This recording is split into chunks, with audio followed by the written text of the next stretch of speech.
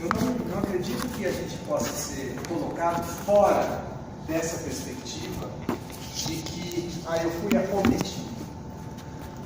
Acho muito difícil essa experiência de ser simplesmente acometido. Eu acho que a gente participa do processo, tanto da produção quanto da cura. Ou, se não a cura, porque aí essa é outra questão, que é a lógica da guerra. A lógica da guerra coloca para nós a perspectiva da exterminação. E a lógica da vida coloca para nós a perspectiva da convivência. Isso é totalmente diferente. Tenho visto algumas pessoas lá no serviço de oncologia, muito interessante, assim, recentemente uma senhora de 81 anos, com um tumor que tomava quase 2/3 do fígado dela. A mulher vive com esse tumor nesse fígado há 10 anos. O corpo dela achou um lugar de equilíbrio com esse tumor e estão lá, vivendo um equilíbrio dinâmico. Aos 81 anos, há 10 vivendo essa história, né? Então, assim, essa mulher teve sorte de sobreviver ao envenenamento da quimio, até que chegaram e disseram: não tem mais o que fazer, deixa aí. A hora que deixaram aí, está deixando há 10 anos. Bom, ela é um caso, tem muitos outros casos que rapidamente morrem, né?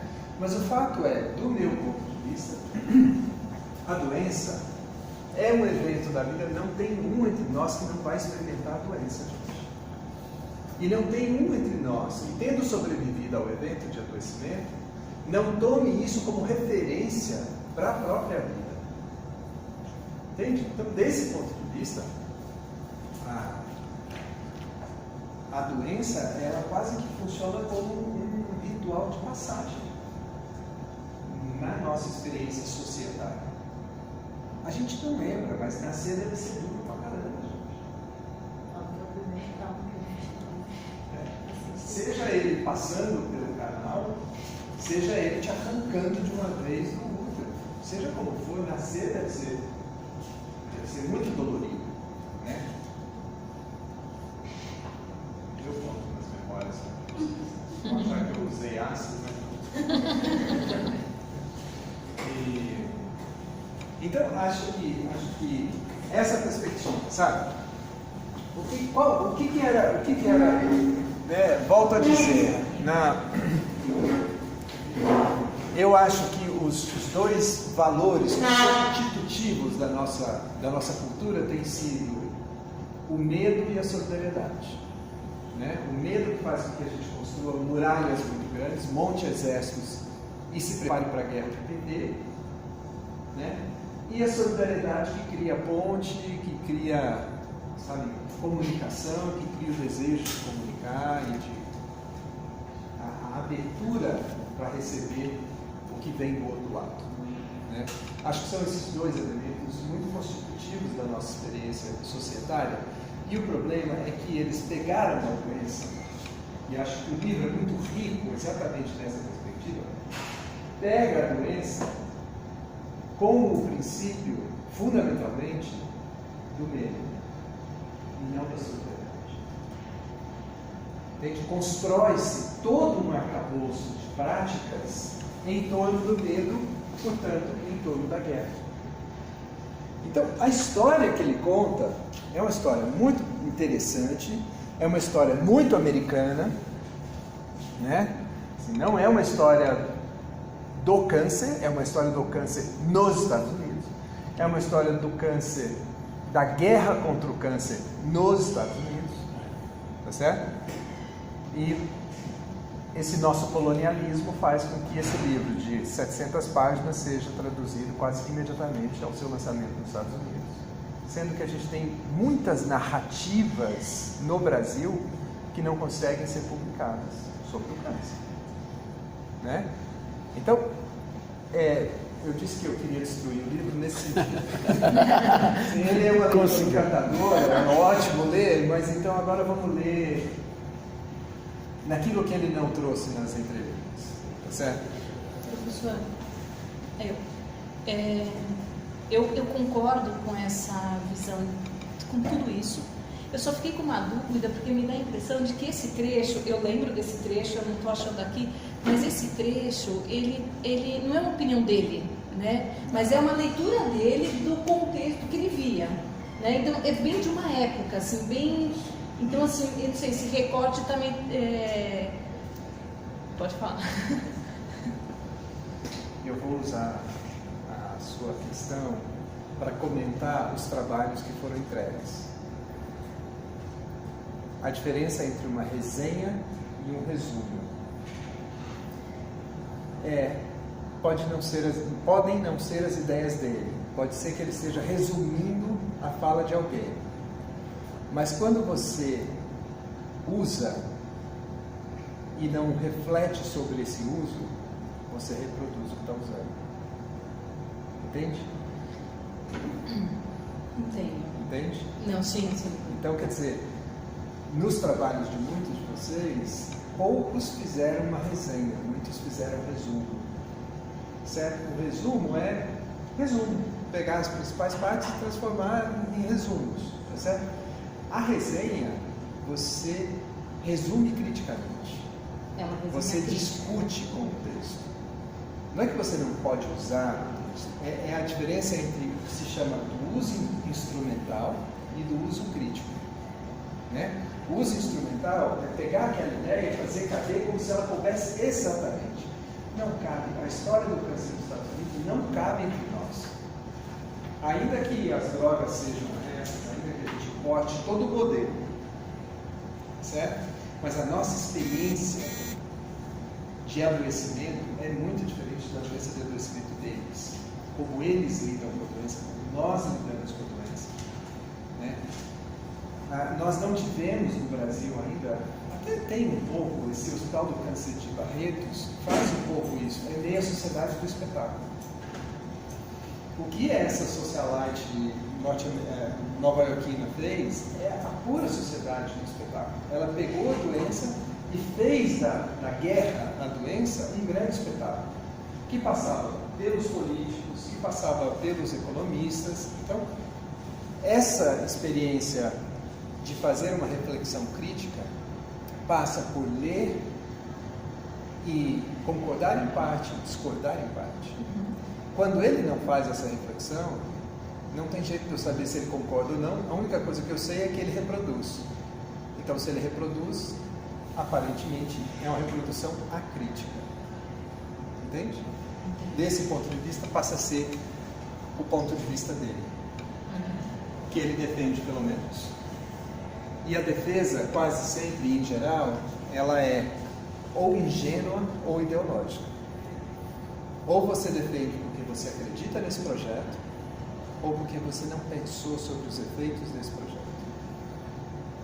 Não, inclusive, assim, não sei, acho que talvez o grupo tenha sido um pouco, mas a sensação que eu tive o tempo todo na leitura é que quando é que ele vai falar de assim, com um outro olhar, né? A hora que chegou na prevenção, eu falei, ufa, pelo menos falou um pouco de prevenção, sabe?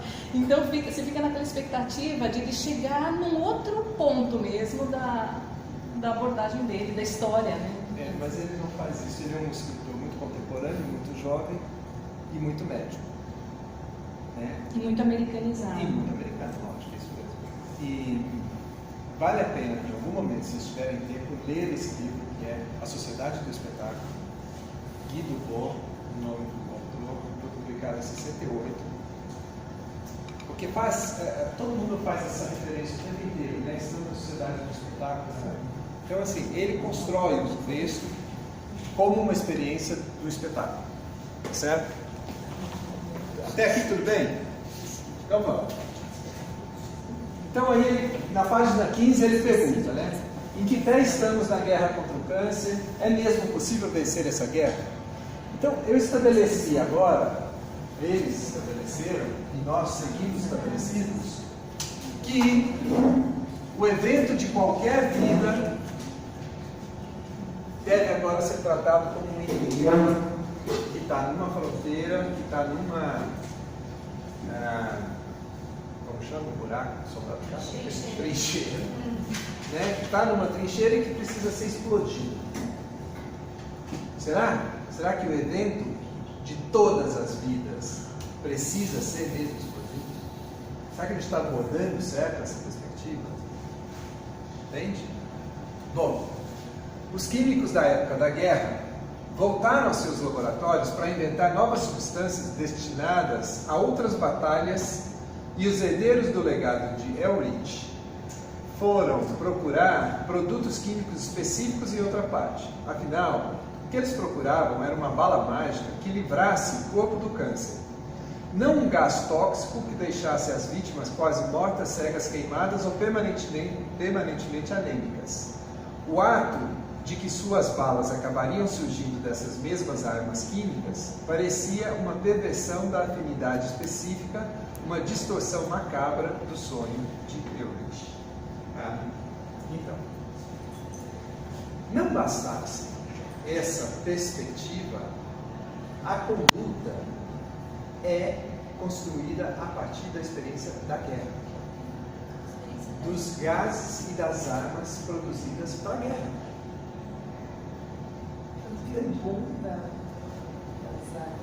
Do tratamento, que é o que está falando até hoje, é o da década de 40 e 70, que era o período da Segunda Guerra Mundial. E hoje, ainda a base do tratamento ainda é essa, né? E a sensação, eu falei que da treva, porque a sensação me incomodou muito dele. Ele me deixou muito desconfortável. Porque eu lembro alguns anos atrás, quando eu peguei uma paciente oncológica, e eu falava justamente dessa questão de guerra, porque ela era aquela paciente ativa e tudo mais, ela não, eu estou em guerra com esse câncer. Aí o que eu levei para ela, eu falei assim, quando a gente está em guerra, a gente está em... Como que a gente está em guerra com uma coisa que está dentro do nosso corpo? Porque daí a gente está em guerra com a gente mesmo. E em guerra sempre sai um morto, um perdido, e todos saem machucados. Mas sempre tem uma coisa. E está dentro de você. Então, isso também pode levar à sua morte. A forma. O que eu levava para ela era: eu prefiro falar, vamos cuidar. Porque a partir do momento que eu cuido, eu estou cuidando da minha doença e estou cuidando do meu corpo. E partindo do pressuposto que essa doença está no meu corpo. Não tem como eu separar elas. Então, eu falo que é uma forma mais saudável. Mas essa visão é tão enraizada que para quase... Eu vou repetidamente, essa semana mesmo com uma paciente no consultório particular, eu fiz a mesma coisa. Incessantemente eles continuam esse pensamento de guerra. E eles acham totalmente ilógico isso que eu falo. Não faz sentido, mesmo eles estando com a doença no corpo. Não fazem sentido nenhum. Então, depois de um certo tempo que eles começam a perceber do que eu estou falando, na hora que começa a vir muitos efeitos do tratamento, quando está sofrendo e demais, mas por ele levar só esse olhar de guerra, eu até dei risada na hora que da campanha Jimmy, que eu até mandei mensagem para uma amiga minha que era psicóloga, eu falei, já sei da onde que surgiu, porque que aquele médico fica pedindo pra gente ficar pegando paciente para fazer comercial. Já sei da onde surgiu isso, já sei da onde surgiu o GAC, que lá tem um hospital. Então, assim, é interessante porque ele é rico disso. Você vai entendendo muito dos movimentos dos profissionais que a gente trabalha. Os profissionais, os pacientes. Sim, isso. Então, a cultura. Lembra quem estava aqui no semestre passado? A definição de cultura que a gente tem trabalhado é um conjunto de práticas associadas ao poder e hegemonia. Por que vocês acham que foi construída essa cultura de guerra contra a doença? Porque nós estamos falando de um povo que nos últimos 80 anos passou 4 anos sem estar numa guerra. Os americanos, o exército americano, está permanentemente em guerra. Permanentemente. Nos últimos 80 anos, eles ficaram 4 anos, gente, fora de um conflito armado. Como você responde essa reprodução, de uma certa forma, da nossa sociedade que nunca esteve em guerra, com esse mesmo comportamento, com essa mesma visão? Então, essa é a perspectiva que a gente tem trabalhado, é do pós-colonialismo, né? Quer dizer, esses são os efeitos ainda da experiência colonial. Né? Não somos colônia de Portugal, né? Não é essa colônia que nos... Né? Porque a partir da Segunda Guerra o que houve foi um descentramento. Né? Os portugueses e os espanhóis nas grandes navegações, depois os ingleses se apropriaram do grande negócio junto com os holandeses, depois a dominação cultural virou francesa, né?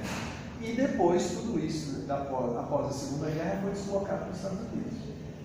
E por que isso foi deslocado? Não só porque os Estados Unidos financiou a guerra, mas porque o país recebeu quase todos os grandes cientistas da Europa.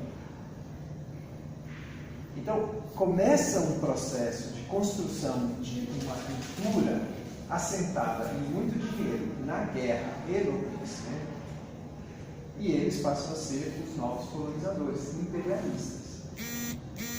E o que acontece é que a gente, né, na América Latina, assumiu esse lugar de colonizar.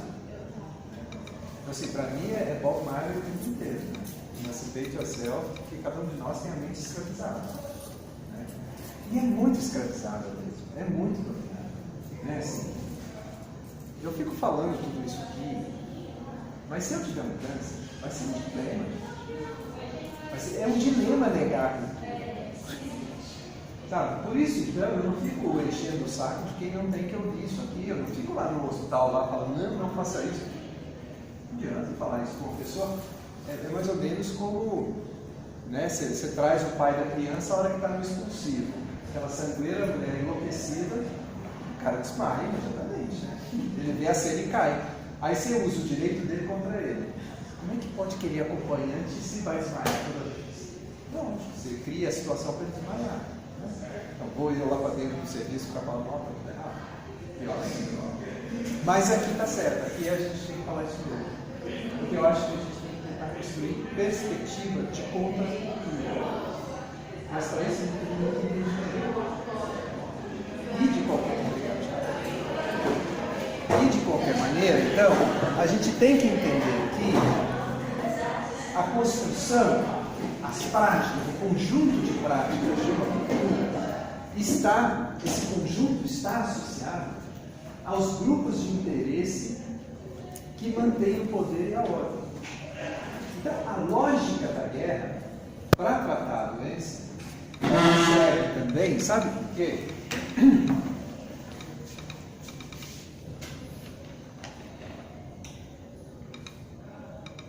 Então, eu vou chegar lá, mas só vamos fazer o percurso.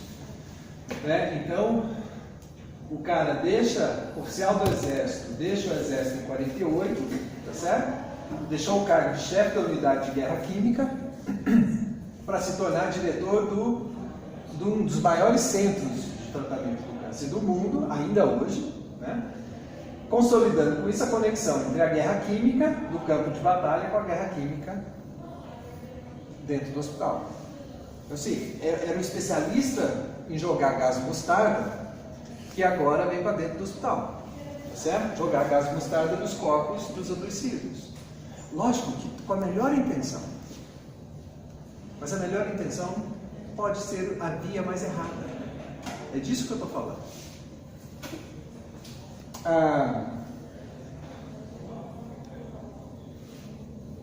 Bom, aí aqui quando...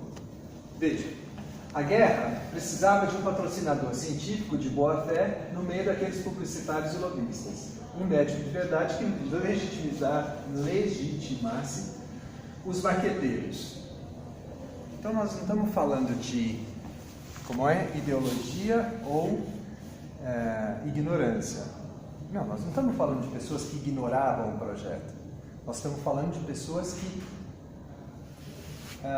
competentemente investiram na construção do projeto. O projeto por meio da propaganda, tá certo? A pessoa em questão teria que compreender as prioridades políticas da militante, né?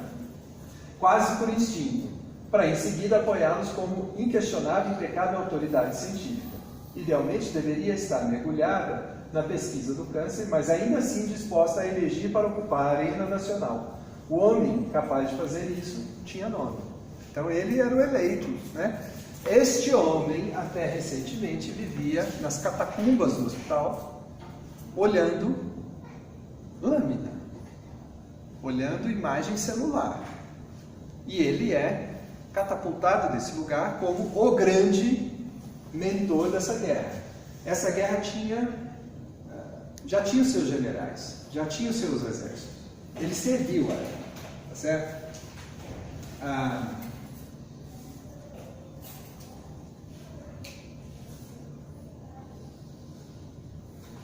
Aqui, chegamos. O projeto Manhattan tinha subvertido o modelo predominante de descoberta científica.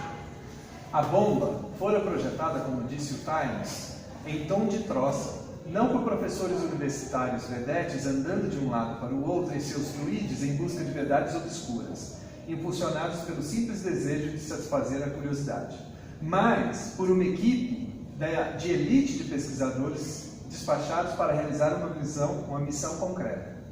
Do projeto surgira um novo modelo de governança científica, a pesquisa impulsionada por mandatos, cronogramas e objetivos específicos. Ciência de ataque frontal, para usar as palavras de um cientista, que tinha produzido o notável boom tecnológico durante a guerra.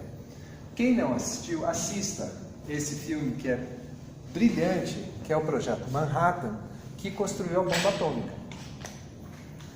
Eles pegam os cientistas, selecionam os que mais interessavam, mudam todos para o deserto e montam uma base para construir a bomba atômica. Tá certo?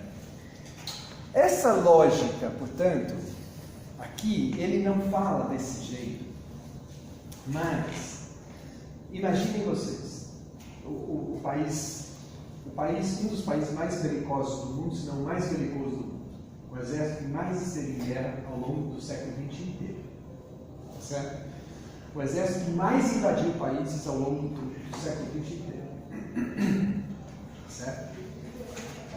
Esse exército, no fim da primeira metade do mundo, contava com o apoio dos maiores cientistas do mundo que tinham se mudado para lá. Isso é o que a gente chama hoje de brain drain, né? Drenagem cerebral. Os Estados Unidos faz isso até hoje. É só você se destacar um pouquinho que eles te dão uma bolsa para um pós-doc e lá eles te contratam, você não precisa voltar nada mais. Enquanto você servir a eles, óbvio. Né? Então, ou então, se você quiser ser soldado também, você pode sair daqui e ir para o exército lá, você passar 2 anos no exército, eles te dão um green card. Você vira cidadão de guerra. Certo? Então, assim, eles saem fazendo isso. Eles operam nessa lógica até hoje. O que acontece é que no final da guerra, no final da primeira metade, portanto, a guerra é de 39 a 45, tá certo? Lembre-se que em 29 tinha tido a quebra da Bolsa de Valores, o mundo entrou em colapso econômico, e eles foram, dessa crise, eles saíram com todo o mundo quebrou, eles também quebraram, só que eles rapidamente conseguiram emergir como uma potência em que começou a deslocar a economia para lá, da Europa, tá certo? Bom, não bastasse deslocar a economia, deslocou o cérebro, a inteligência. E não é uma surpresa para vocês que 80% do investimento em ciência ainda hoje é para a guerra. 80% do dinheiro que se gasta com pesquisa, investigação, desenvolvimento, inovação, ainda é para a guerra, gente. Tá certo? Então, assim, a ciência está a serviço da guerra. Certo? A gente está aqui fazendo leituras e críticas, mas o processo todo é um processo muito mais pelo valor do medo do que pelo valor da solidariedade. Né? Então, as guerras de patente, as guerras comerciais, né? Tudo isso move a ciência. Certo? Bom. E outra coisa, né, gente? O negócio é deles. É do norte. A gente paga royalties para fazer parte deles. Paga pedágio, paga caro. Tenta publicar numa revista um A que você vai pagar R$9.000. Olha o ciclo de dominação como se fecha. O Brasil paga 300 milhões de dólares para manter o nosso acesso ao portal CAPES, as principais revistas do mundo. Certo? Então a gente paga uma grana para manter isso aberto. O Estado me dá dinheiro para fazer pesquisa. Então eu faço a pesquisa, aí eu escrevo em português, aí eu pago para alguém traduzir, aí eu pago para publicar nessa revista, e aí o Brasil paga para a gente ter acesso àquilo que eu publiquei lá. Entende essa lógica? Então assim, a gente só paga, nessa brincadeira a gente só paga. E a gente continua mantendo o negócio do norte. As revistas são deles, os royalties são deles. Se você quiser calcular fator de impacto, é uma empresa privada. Se você quiser calcular quantas citações você tem dos seus artigos, é outra empresa privada. Privado nos Estados Unidos, privado na Alemanha, privado... Então, esse processo, tratar a doença dessa maneira, tratar a doença é uma maneira de tratar dentro de uma cultura. E uma cultura é um conjunto de práticas associado a grupos de poder. Então, a quem é que interessa manter essa lógica de cuidado, manter a guerra contra a doença? Então, ele interessava como um projeto, tá certo? Um projeto muito parecido, que foi construído, que tinha alemães, tinha russos, tinha japoneses, tinha americanos, que se juntaram para construir o fim da guerra. A hora que explodiram a segunda bomba atômica no Japão, acabou a guerra. Tá certo? Bom, veja, é a sociedade do espetáculo dentro de uma